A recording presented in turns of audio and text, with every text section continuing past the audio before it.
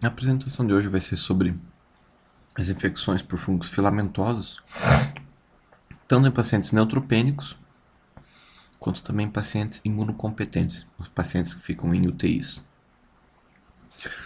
A nossa discussão vai ficar sobre a definição dos quais os principais fungos filamentosos, a epidemiologia dessas infecções, como que nós vamos diagnosticar estas infecções, como tratá-las, como fazer o segmento clínico, profilaxias e também vou fazendo depois considerações finais. Aqui só um vídeo mostrando como é que nós vamos fazer a busca de algumas referências que eu vou colocar durante a apresentação. Algumas eu vou colocar o nome do autor, o ano e a revista, mas algumas eu vou colocar simplesmente esse número. E esse número vocês colocando no PubMed, vocês vão achar a referência. Uma forma mais prática, mais rápida de anotar do que anotar o nome do autor, revista, ano, volume, número, páginas. Fica muito mais fácil de vocês fazerem a busca dessa forma.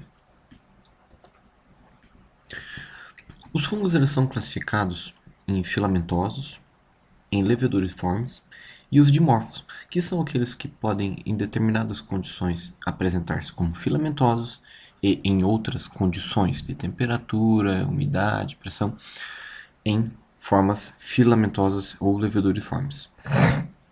Nós vamos falar sobre os fungos filamentosos.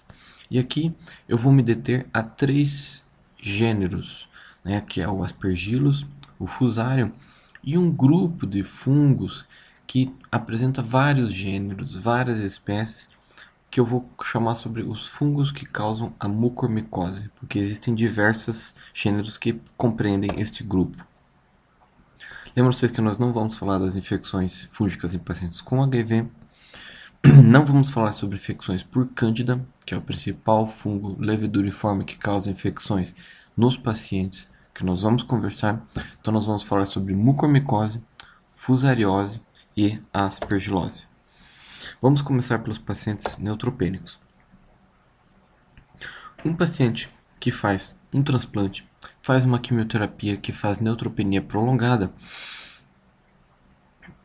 inicialmente, Cândida é a principal infecção fúngica nestes pacientes. Com o passar do tempo, aumentando o tempo de neutropenia ou maior quantidade de ciclos de quimioterapia, maior número de episódios de neutropenia, aumenta então a chance das infecções por os fungos filamentosos. Neste caso, o principal deles é o Aspergillus. A aspergilose pulmonar invasiva, que é a apresentação mais característica da aspergilose em pacientes imunocomprometidos, é caracterizada por uma destruição do parênquima pulmonar importante, com sangramento, como a gente pode ver nessa imagem de macroscopia, que na tomografia vai ser expressa como uma área de necrose tecidual que inicia-se com um infiltrado inespecífico, depois evolui para um nódulo com necrose no seu interior e sangramento, que nós chamamos de sinal do halo, e depois com essa área de necrose forma-se AR e então aparece o sinal da crescente. A aspergilose, além da forma pulmonar invasiva, ela pode também causar abscessos no sistema nervoso central, pode fazer sinusite necrotizante invasiva, situação muito grave, e o paciente nem sempre apresenta sintomas muito exuberantes. O sintoma mais característico, ou melhor, o sintoma mais comum é a febre, uma piora do estado geral. E claro, o paciente pode apresentar sintomas localizados conforme a forma da apresentação da doença. Então, o paciente com quadro pulmonar pode se apresentar, embora não seja comum, com tosse, dispneia, hemoptise. O paciente com quadro neurológico por aspergilose no sistema nervoso central, sinais focais, convulsão e cefaleia. Então aqui, só para mostrar para vocês que a forma pulmonar invasiva é a apresentação mais comum, seguido então de doença disseminada comprometendo o sistema nervoso central e outras situações menos comuns, aí a sinusite e também a formação de um aspergiloma. A mucormicose é uma doença causada por diversos fungos. Aqui eu dei exemplos de alguns, como o Rhizopus, o mucor, a Absidia, Synfalastrum, e eles causam lesões pulmonares, cutâneas, e a apresentação mais característica é a rinocinusite fúngica invasiva, que pode causar destruição dos tecidos, destruição óssea e até mesmo invasão para o sistema nervoso central. Nas lesões pulmonares, a mucormicose pode imitar a aspergilose, mas uma lesão característica é o que nós chamamos de sinal do halo invertido. Se vocês lembrarem da tomografia que eu mostrei do sinal do halo na aspergilose, onde existia uma área central que aparece na tomografia com aumento da densidade, mais branca, com sinal mais periférico, penumbra, como se fosse uma imagem vidro fosco, na mucormicose essa imagem vai estar invertida, quer dizer, o centro da lesão vai ter uma diminuição da densidade, ao passo que a região que seria de atenuação, ela aumenta a densidade, por isso que a gente chama de halo invertido. A fusariose é uma outra infecção fúngica por fungo filamentoso que causa lesões cutâneas localizadas e associada também a um quadro disseminado que pode comprometer o sistema nervoso central, pulmão e também pode comprometer outros órgãos. Então, a forma disseminada da doença ela é a mais comum, apresentando lesões cutâneas, e a lesão cutânea ela é muito característica. É uma lesão que tem um centro necrótico, seguido por um halo de eritema e por fora mais um outro halo de eritema, lembrando uma lesão em alvo, embora as apresentações possam ser as mais exóticas possíveis. É uma doença que tem uma alta mortalidade e pode acontecer em até 1% dos pacientes que são submetidos ao transplante de medula óssea. E agora, nossa pergunta. Eu já sei quais são os fungos, as apresentações clínicas que eles podem ter, e aí, como é que eu vou diagnosticar essa infecção? Para o diagnóstico das infecções fúngicas nos pacientes imunocomprometidos neutropênicos, nós utilizamos uma classificação, né, que é uma classificação definida pelo grupo de doenças infecciosas e que ele considera uma infecção fúngica como confirmada, como provável e como possível. Nós vamos ver que esses critérios muitas vezes são difíceis de nós alcançarmos a forma confirmada. Às vezes são difíceis a forma provável. Então, em boa parte deles a gente acaba ficando só com um diagnóstico possível pela dificuldade em obtenção de equipamentos e de métodos diagnósticos mais avançados. Vamos falar só sobre os fungos filamentosos. Por exemplo, o que nós determinamos que uma aspergilose ela é confirmada? Ela é confirmada a partir do momento que você tem um exame anatomopatológico da doença mostrando a invasão fúngica. Pacientes neutropênicos geralmente têm plaquetopenia, nós não conseguimos fazer biópsia pulmonar desses pacientes. Portanto, a hipótese de diagnóstico confirmado por biópsia nem sempre é possível. Na maioria das vezes a gente acaba não fazendo. Cultura. Veja, cultura de secreção traqueal, lavado broncoalveolar não é critério diagnóstico, porque é possível que ocorra contaminação desses materiais e nós vamos fazer um falso diagnóstico da infecção por aspergilos. Agora, se você identificar na corrente sanguínea aspergilos, aí sim é um critério definitivo. Porém, a presença de aspergilos na hemocultura é muito rara. Ela pode acontecer no máximo em 2% dos casos de aspergilose invasiva. Portanto, não esperem hemocultura positiva para aspergilos. Isso é uma exceção. Então, vocês vejam a dificuldade que nós temos em colocar um diagnóstico de infecção por aspergilos como definitivo. Da mesma forma, vale para a fusariose e também para a mucormicose. Por quê? Na fusariose, nós temos a vantagem de que a hemocultura ela pode vir positiva em até metade dos casos. Portanto, a hemocultura ajuda muito no diagnóstico da fusariose. Outra questão, qual que é a lesão clínica mais comum da fusariose? Lesão cutânea. Nestes casos, a gente biopsia a lesão, manda o material para a cultura e anatomopatológico. Então, nós conseguimos também, mais facilmente do que na aspergilose, identificar o fusário. E em relação à mucormicose, nós também sempre vamos em busca, como o quadro de sinusite é o mais comum, nós conseguimos fazer exploração cirúrgica, colher material e identificar o fungo presente naquele material, que também ajuda no diagnóstico. Mas vocês vão ver que, na prática, a maior parte dos pacientes vai acabar como um diagnóstico provável e, infelizmente, como um diagnóstico possível. O que define o paciente com o diagnóstico provável? Nós verificamos o que define como confirmado. Mas, o que é o provável?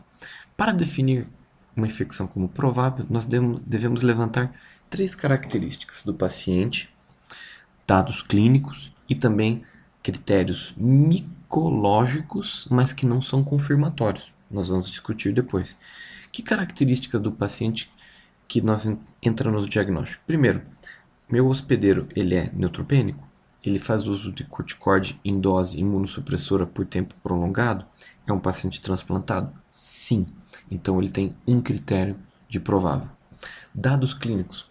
Embora a gente coloque dados clínicos, na realidade são dados laboratoriais, exames de imagem. Eu tenho uma lesão do sistema nervoso central sugerindo abscesso? Sim. Eu tenho uma tomografia mostrando sinal do halo ou sinal do halo invertido, abscesso? Sim. Tem uma tomografia de seios da face mostrando invasão, rinocinusite invasiva com osteomielite? Sim. O meu exame de fundoscopia está mostrando infiltrados sugestivos de embolização? Sim. Então, esses métodos radiológicos também entram como segundo critério de provável. E o terceiro critério que deve estar presente nesses pacientes são os exames micológicos não confirmatórios. Como assim? Pesquisa de galactomanana, que é um antígeno que está presente na superfície do aspergillus. Embora ele não confirme, porque é um exame que pode apresentar falsos negativos e falsos positivos, este é o motivo pelo qual ele não é confirmatório de infecção por aspergillus. Então ele entra como um critério. O segundo critério é a beta-glucana, que também é uma molécula que está presente na superfície dos fungos, que também pode vir positiva, mas ela pode vir para cândida, para aspergillus, para outros fungos. Então ela não é específica, mas corrobora para o diagnóstico se você tiver as características do hospedeiro e esses dados de imagem. Lembrando vocês também, as técnicas moleculares estão à nossa disposição, nós podemos utilizá-las conforme as devidas indicações. Então aqui o diagnóstico provável, critérios do hospedeiro, neutropenia, transplante, uso corticoide mais de 0,3 mg por quilo dia por mais de 3 semanas. Aqui também é muito importante outros imunossupressores como ciclosporina e os anticorpos monoclonais anti-TNF, etanercept, infliximab, adalimumab, são medicamentos que também são contemplados como características do hospedeiro facilitando infecções fúngicas invasivas. Critérios radiológicos, falei para vocês. Sinal do halo, lesão bem circunscrita, cavitação, abscesso, sinal da crescente, tomografia com lesões focais, todas elas colaboram para o diagnóstico de uma infecção provável.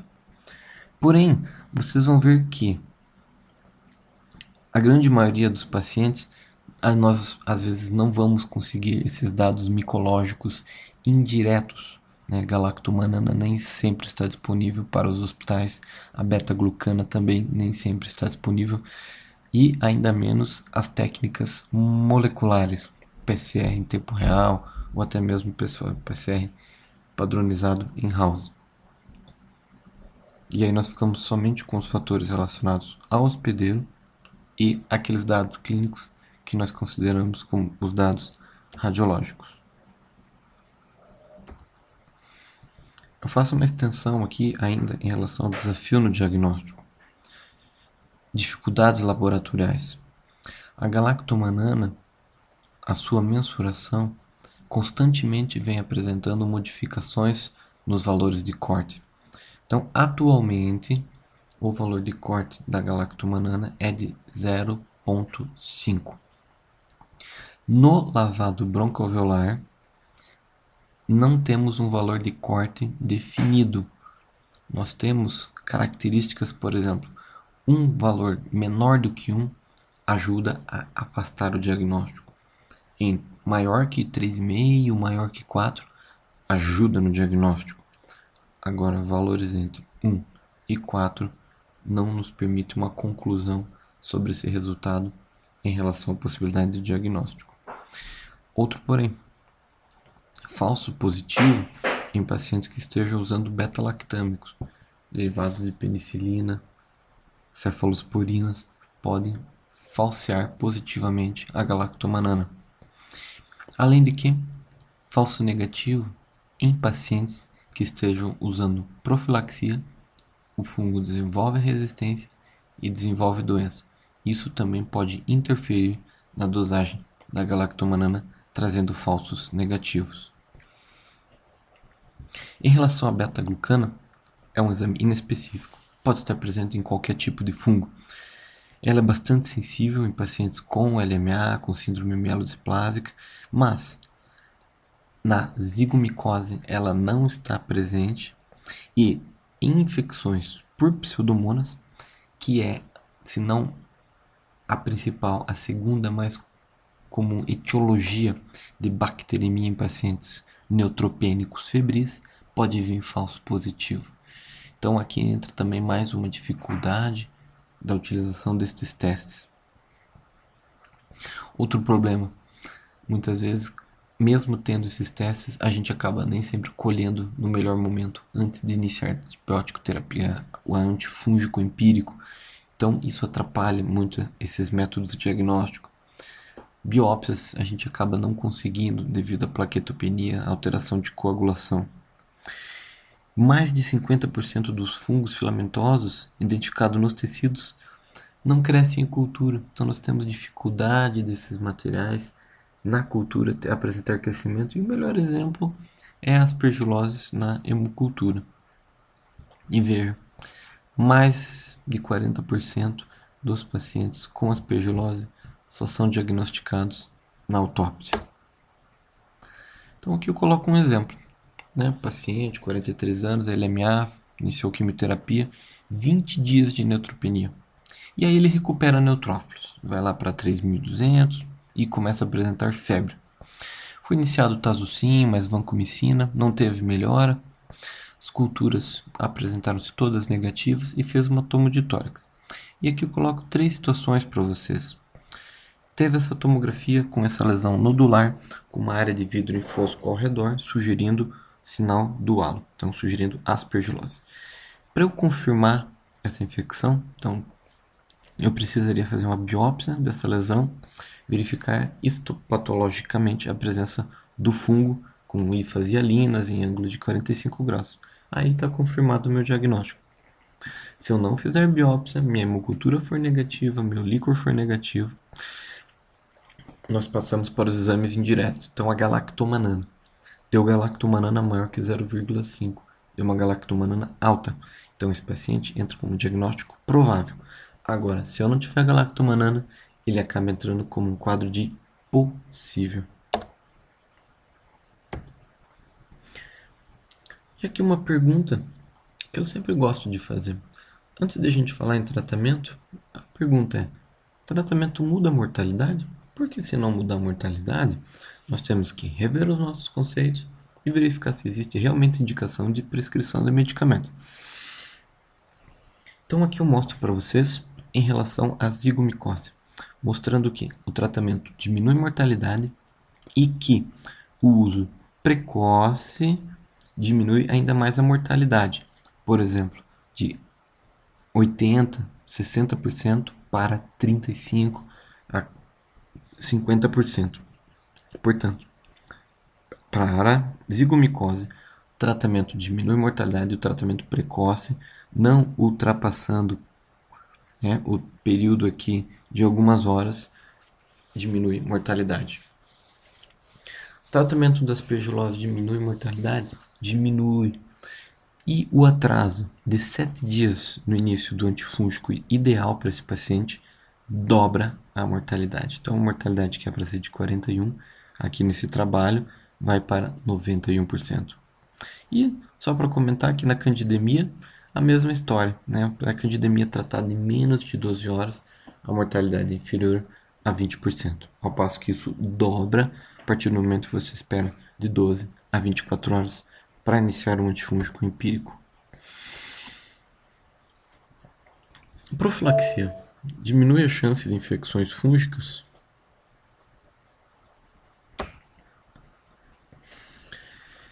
E a profilaxia? Ela diminui a chance de eu desenvolver uma infecção fúngica?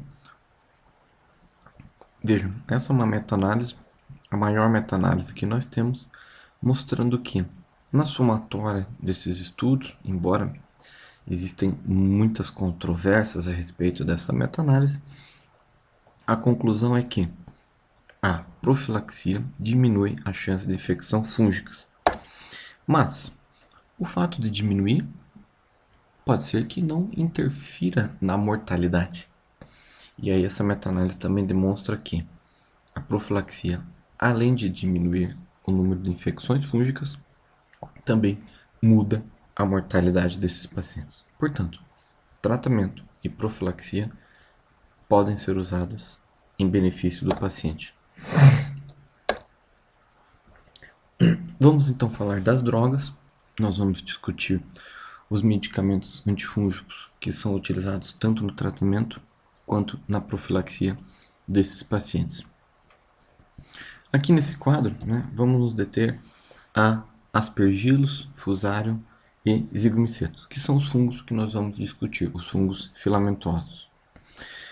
De cara, vamos cortar o fluconazol, porque, como vocês podem ver, ele não tem espectro para fungos filamentosos. Portanto, não se utiliza fluconazol para profilaxia e nem para tratamento de infecção fúngica invasiva por fungos filamentosos.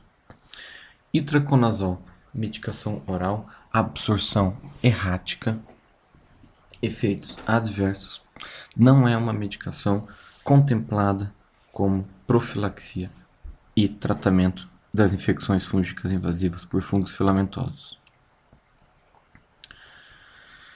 Vamos falar agora de posaconazol, voriconazol, anfotericina B e das equinocandinas. Falando inicialmente dos triazólicos, posaconazol e voriconazol. Vocês podem ver que ambos apresentam espectro contra Aspergillus e também contra fusariose. O espectro é ruim, mas a maioria das drogas não apresenta um bom espectro para este fungo. E os zigomycetos, infelizmente o voriconazol não tem espectro de ação.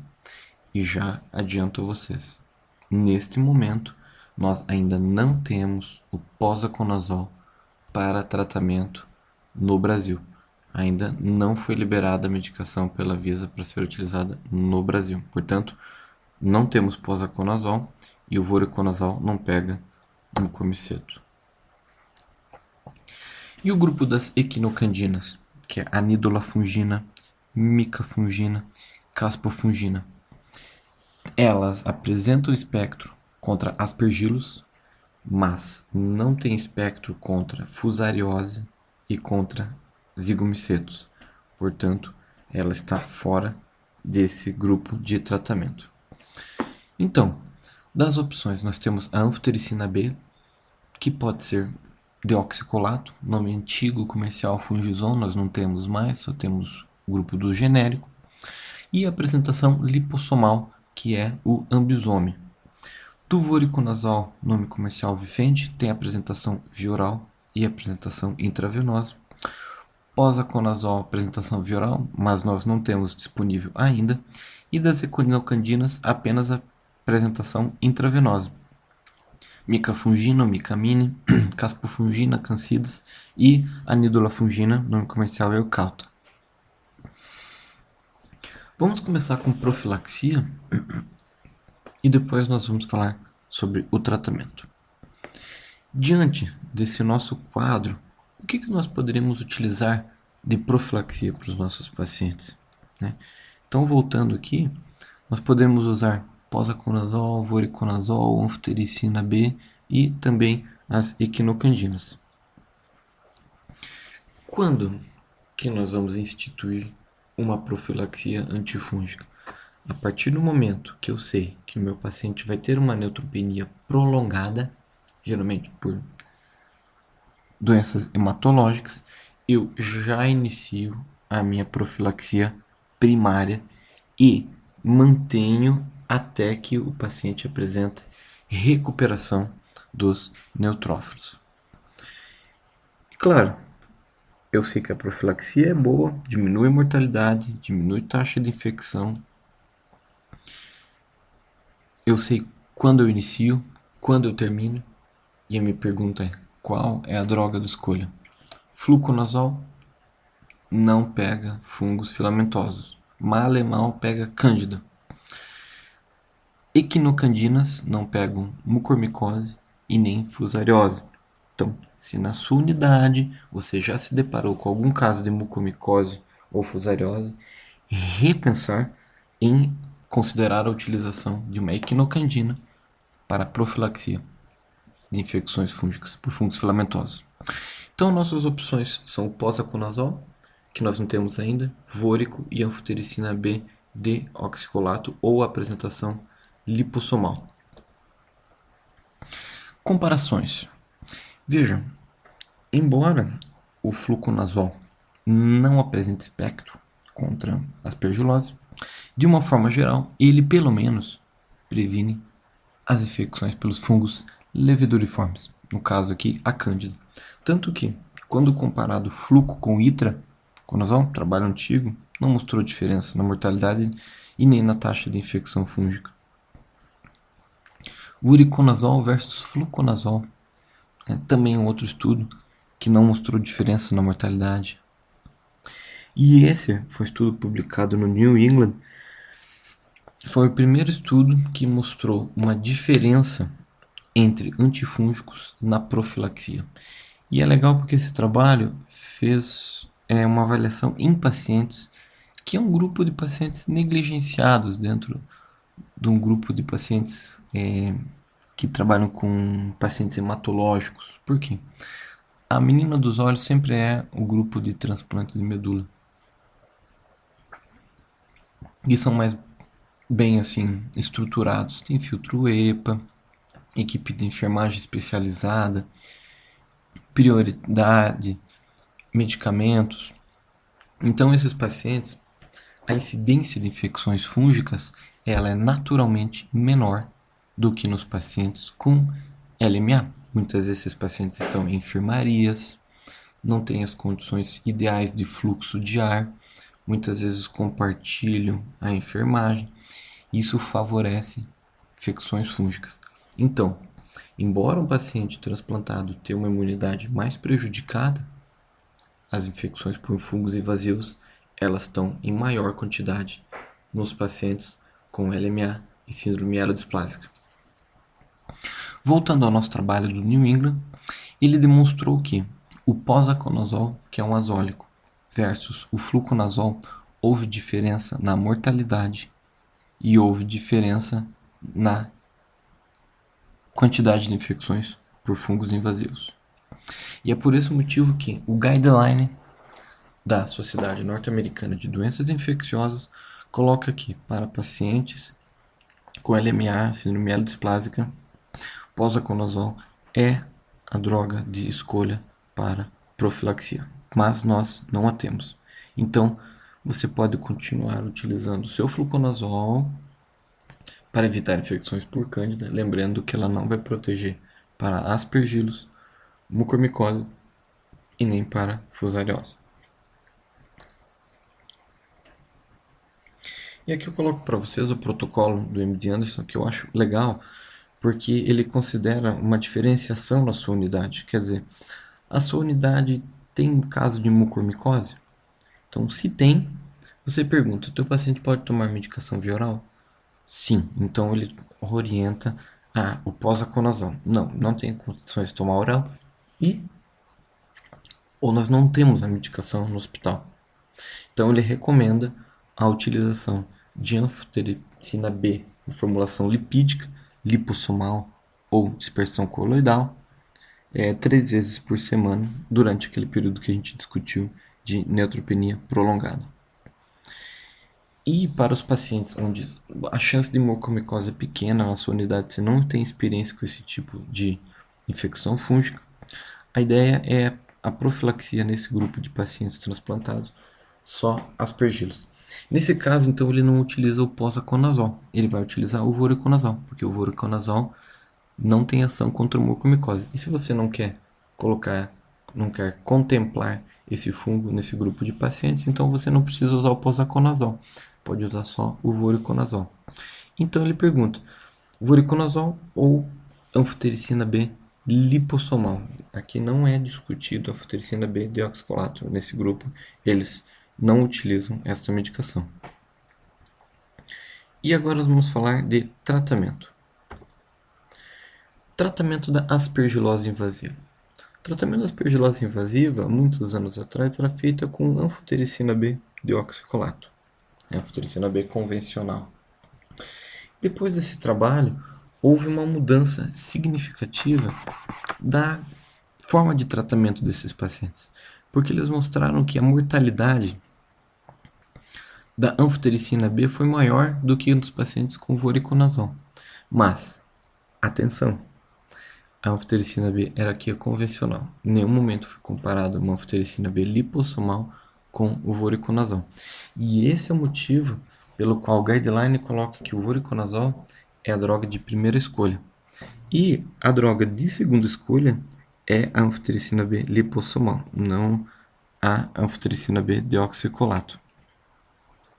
Então, embora tenha essa diferença, a única segunda opção para o voriconazol acaba sendo a anfotericina B e a orientação que seja a anfotericina B lipídica ou lipossomal, isso favorecendo as questões de farmacocinética das drogas e a possibilidade de efeitos adversos. Lembro para vocês, não se associa neste momento antifúngico. Então, fluco com equinocandina, voriconazol com anfotericina B, essa associação não mostra diferença na mortalidade até o momento. E por quanto tempo eu trato meu doente? Então, o tratamento ele é por 6 a 12 semanas, ou até que ocorra melhora da neutropenia, senão você vai continuar dando a medicação. E na radiologia, as lesões estejam ausentes, ou pelo menos diminuídas, sugerindo cicatrização. Outra possibilidade de seguimento é utilizando a galactomanana. Então você dosou a galactomanana, ela veio alta. E aí você começa a tratar. E diminui, significa que a paciente está respondendo ao tratamento. E lembrando que, se eu tratei uma infecção fúngica invasiva e esse paciente recupera a medula, depois vai ser submetido a um novo procedimento de imunossupressão, você deve imediatamente voltar à medicação que você usou para tratamento, porque você pode ter resistência aos medicamentos anteriores e nesse caso a gente indica a profilaxia que nós chamamos secundária. Aqui só algumas indicações do que? De cirurgia. Então muitas vezes esses fungos não são fáceis de ser eliminados.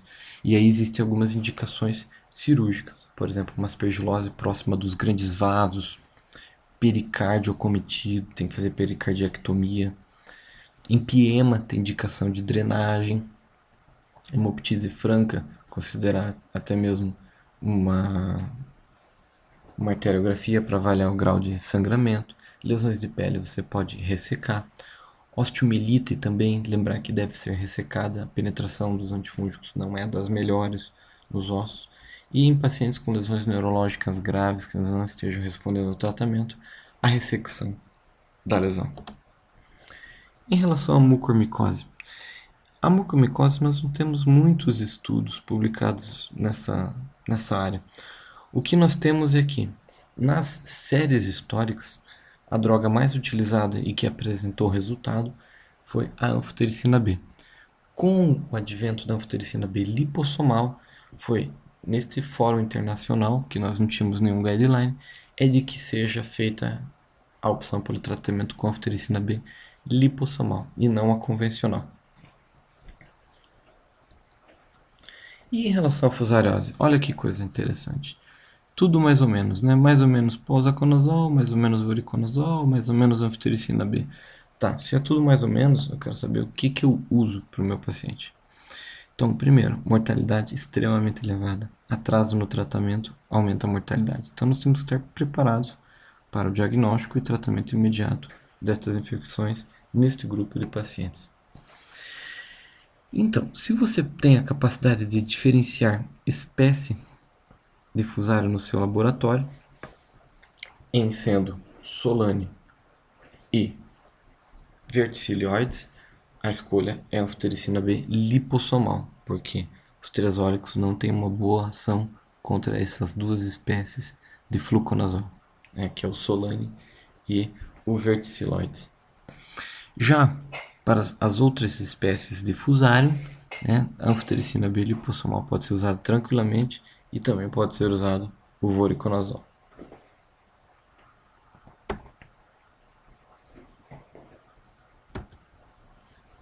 Esse aqui é um trabalho publicado pelo Márcio Nucci, junto com Elias Anais, que eles colocam um fluxograma de manejo com o paciente com suspeita de infecção por fusário. Então ele também aqui avalia um grupo de risco, leucemia, anemia plásica, anemia displásica, coloca também altas doses de corticoides, coloca que o paciente neutropênico por mais de 10 dias, neutropênico grave. Quer dizer, aqueles critérios A do hospedeiro para ajudar no diagnóstico. Coloca aqui também o que? Hemocultura, lesões de pele, galactomanana positiva, aspergilose mostrando se positiva com a galactomanana, a beta-glucana, também podem colaborar com o diagnóstico. E a partir desse momento você tenta ser invasivo para corroborar com o diagnóstico, fazer um lavado broncoalveolar, fazer biópsia se tiver lesões pulmonares, em lesões cutâneas também, encaminhar o material para cultura e identificação. E aí a partir desse momento então você faz o tratamento, sempre levando a possibilidade de necessidade de tratamento cirúrgico. Então, no caso da mucormicose, invasão do sistema nervoso central pode requerer uma equipe interdisciplinar para tratamento destes pacientes. Aqui um outro conceito que eu queria trazer para vocês é em relação a tratamento empírico versus tratamento preemptivo. Tá. O que é isso aí? É o seguinte, empírico é naquele momento em que o meu paciente está febril neutropênico, fazendo febre persistente e mesmo na vigência do antibiótico. Aí você inicia já o tratamento com antifúngico filamentoso. Agora, eu posso tomar uma outra conduta. Peço culturas, tomografias, avalio diarreia, avalio o valor da galactomanana, presença ou não de lesões cutâneas, faço toda essa avaliação e nós vamos chegar à conclusão de que o tratamento empírico, que é maior gasto, porque nós abusamos dos antifúngicos, e nós vamos, obviamente, ter um menor número de infecções fúngicas invasivas. Agora, se você for utilizar da forma preemptiva, nós vamos ter menor gastos, mesmo que sendo exames laboratoriais, e um caso de infecção fúngica invasiva, um pouco mais de casos do que quando você faz a profilaxia, o tratamento empírico. Então, para resumir, lembrar que os fungos filamentosos é o aspergillus, mucormicose, fusariose, os que vocês vão mais ouvir falar. O diagnóstico é difícil, nós temos que sempre lembrar os critérios de confirmada, provável e possível. A profilaxia diminui a mortalidade, diminui o número de infecções fúngicas invasivas, e as drogas de escolha é o posaconazol preliminar, nós não temos ainda, e aí a gente coloca o voriconazol, anfotericina, lipossomal, como outras formas de profilaxia, e o fluconazol não cobre filamentosos, então você até pode utilizá-lo no começo, uma febre precoce de paciente neutropênico, mas caso contrário, deve ser aventada a hipótese de aspergilose. E o tratamento dessas doenças? Então, a aspergilose, a primeira droga é o voriconazol, a segunda, formulação lipídica de anfotericina B. Mucormicose, tratamento de escolha, anfotericina B lipossomal. Não está indicado outro tratamento. E para a fusariose, a primeira droga é a anfotericina B lipossomal, que apresenta melhor resposta clínica. Em resumo, tratamento empírico, de uma forma geral, apresenta a mesma equivalência que o tratamento somente após ter confirmado algum foco.